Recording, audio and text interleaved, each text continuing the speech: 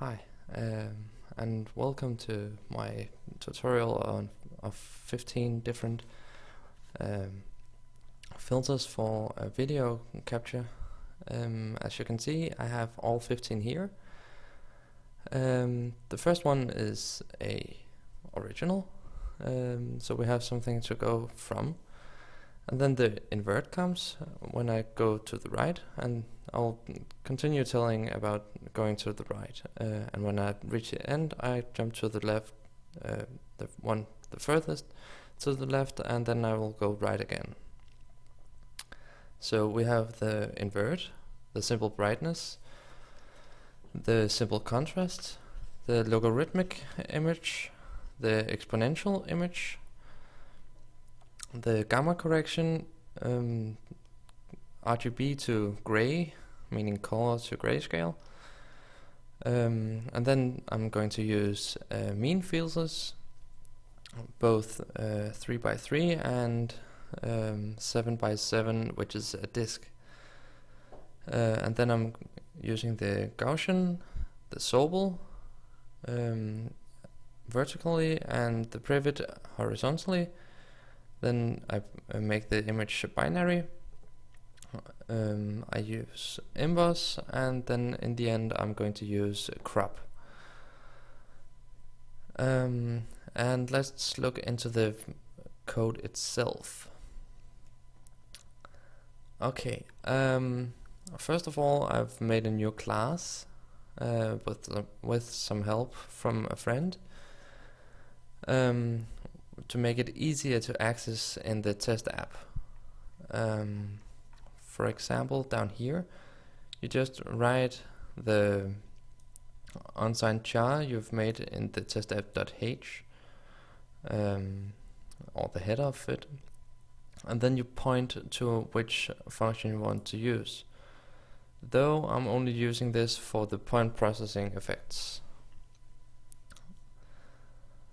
Okay, first of all, the invert is done by going through, as you can see in the comment, going through each pixel and checking the value of that pixel, and then subtracting that value from the maximum amount of value that image that pixel can have, and that actually makes the inverted picture. The simple brightness, we have a argument that we need to use in order to tell how much this is going to be brighter.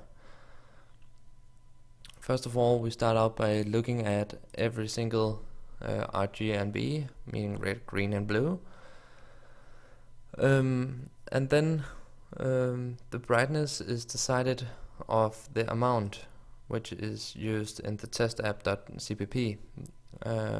I'll show that later, how much I've decided to add to these different colors. And then here I'm just saying if the color gets below 0, then it should make it 0, or otherwise it's just the red value. And if it becomes more than 255, which is the maximum value, then it has to be 255, or if it's below, then it's good, then it just stays red. And the same goes for blue and green as well. And then we add the new values for the R, G, and B to a image that is going to be printed. Yeah, and that's what's happening in the simple brightness. The simple contrast is close to the same. Here we just have the multiplication of how much we want it to be and how much we want to increase the number with. And then again the same happens. You multiply the given number from the test app and you multiply that with the current color value, and then you plus some more. And again, I'm just making sure that we don't get any values that is above or below 255 and 0. And then in the end we give the new values of the RGB to the image. For the logarithmic image, we are only we have a constant which has a maximum output of 255, as any other value can maximum be, and then we take the standardized logarithmic, which is already in the program, and take the logarithmic of 256. And here we just say that the c, the constant, is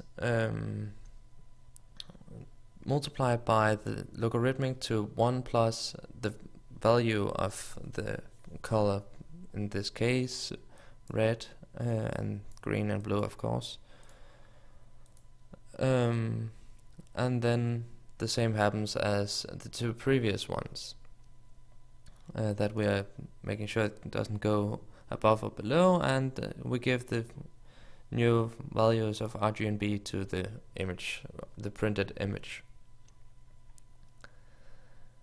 The exponential image is taking a variable here called exp for exponential, and this is the power to something. The first number is the number that usually just stands as the number that you see, and then you take the power to something, and then we minus 1 of that. And again, it's the same. No, wait. Oh, sorry. I've totally forgot that it's 255. That's the bottom number, and the exp is the power to 255. And here we have just that it's R that stands alone, and the exp is still the power to the R and G and B for the different colors, of course. And then again, make sure that it doesn't go above or below 0 and 255, and give the new, of the printed image, the new R, G and B.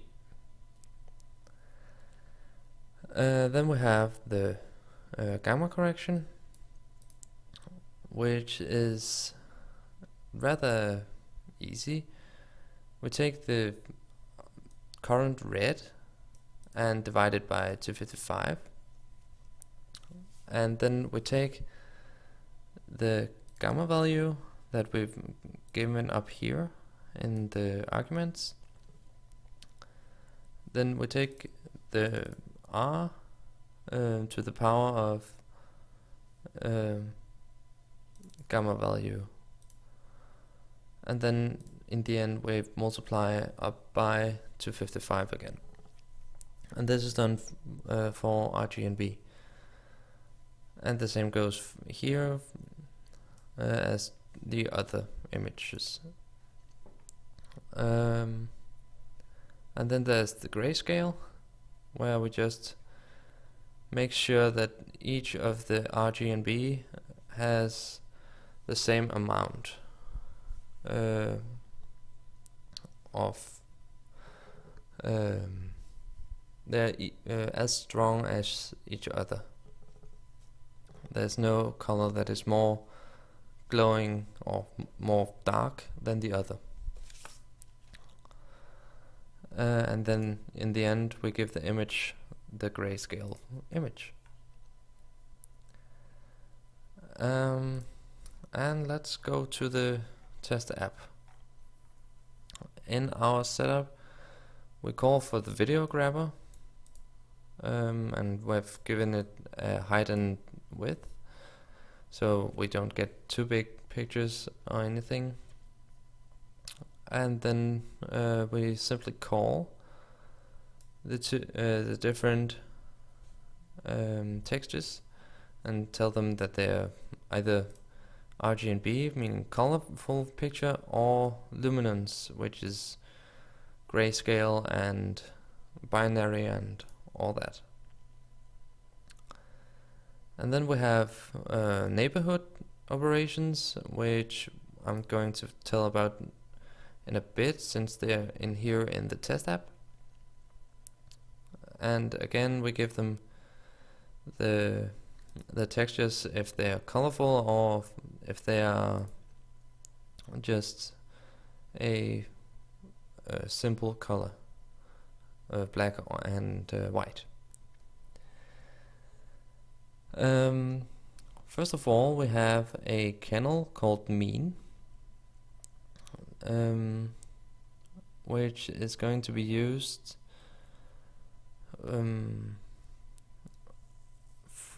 as a kennel for the kennel.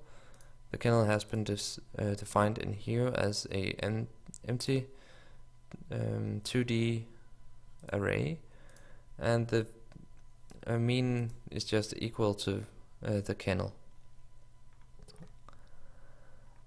And then further on, we use this kennel.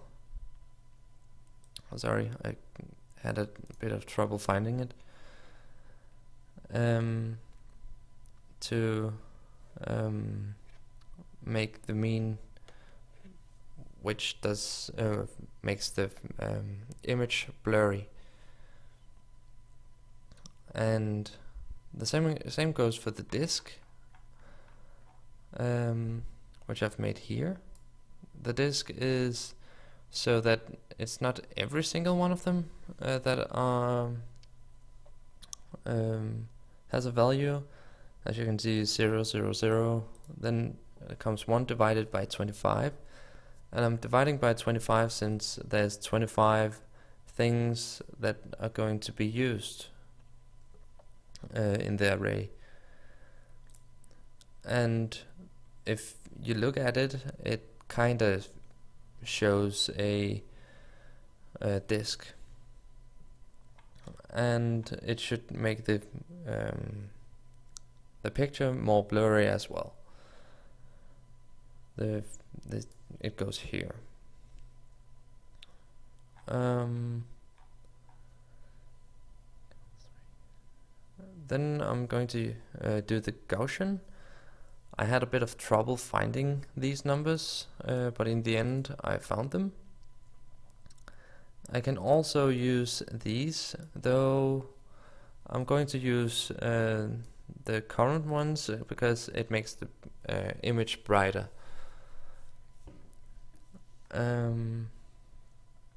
Yeah, and then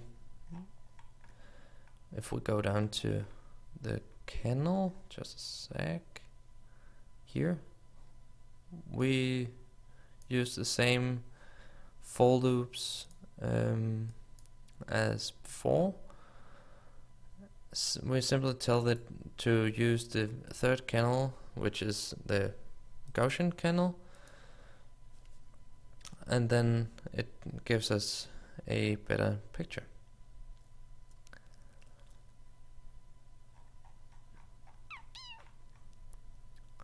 Then we have the Sobel, which is edge detection. This is vertical and the Prewitt is horizontal. And they again used, I'm using a kennel. And if the sum here becomes more than 155, then it should make it white, or give it the value of 255, which is white. Otherwise it should just make it black. And the same goes for the Prewitt, since they are pretty much the same, except for the one of them has a 2 in the kennel, and the other one has just 1s. As you can see, Sobel have -1, -2, -1, and 1, 2, 1, whereas Prewitt only have 1s.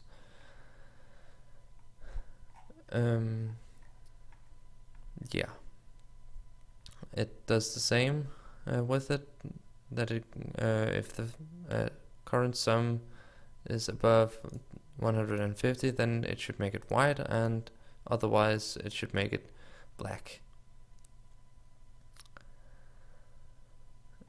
Yeah.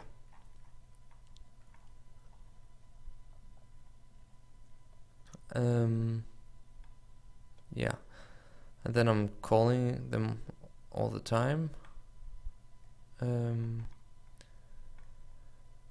And here in the end I have the crop, which of course crops the image, and I just make sure that it's not the entire image that is shown. And then in the end I'm just printing every one of them out. And then again, as you can see, we have the inverted one and the original one, of course. Then we have the simple brightness, the simple contrast, the logarithmic image, the exponential image, the gamma correction, the color to gray, and then the blurring comes, and the disk, the mean 7x7 disk comes, though I'm in doubt why it comes up with these colors, for example on my face. Yeah, I have to look that up. And then the Gaussian, the Sobel, the vertical edge detection, and the Prewitt, the horizontal edge detection, and the binary image, and our emboss. It's not as easy to see right now, but if I go closer, then it should be rather easy to see my glasses, for example. And then in the end I have the crop.